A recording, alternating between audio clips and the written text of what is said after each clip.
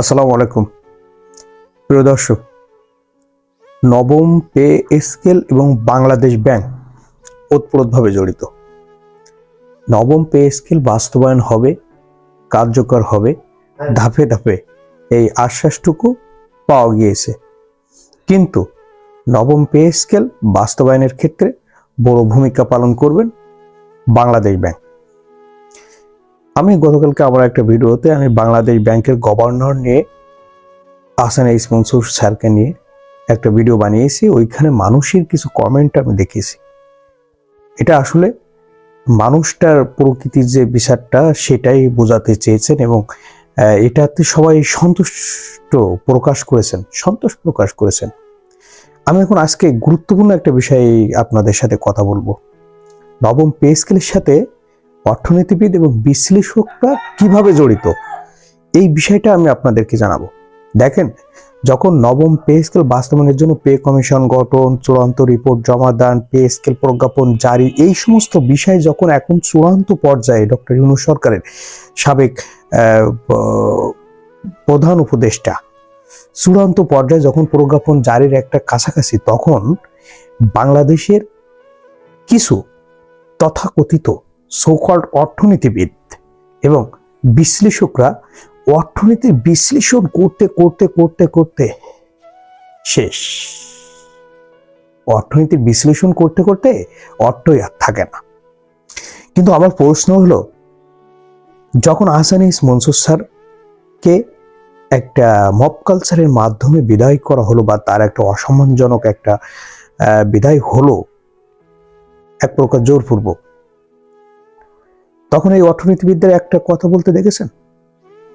না, তারা কথা বলে নেয়। আবার নতুন যে গভর্নর আসছেন, উনি এসেই যখন ন্যাশনাল ব্যাংকের জন্য 1000 কোটি টাকা বরাদ্দ পাশ করলেন, ঋণ পাশ করলেন, অর্থনীতিবিদদের একটা কথা বলতে দেখেছেন? বিশ্লেষকদের একটা কথা বলতে দেখেছেন? না। ওইখানে কথা বললে ওই অর্থনীতিবিদ আসলে টিকে থাকতে পারবেন না, এটা উনি বলবেনও না।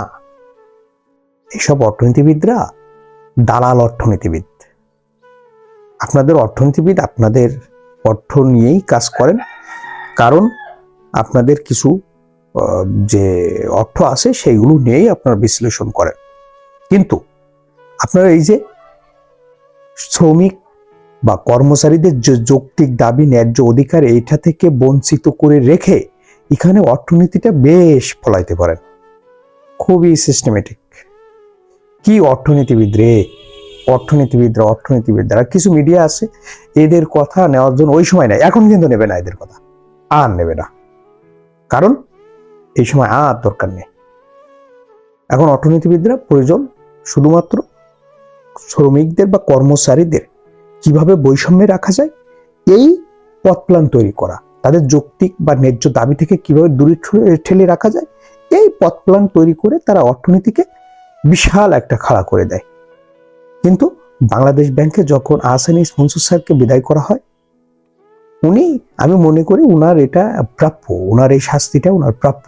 এটা ন্যায্য অধিকার এবং বঞ্চিত বা বৈষম্যের শিকার শ্রমিক বা কর্মচারীদের একটা অভিশাপ, এটা ওনার প্রাপ্য।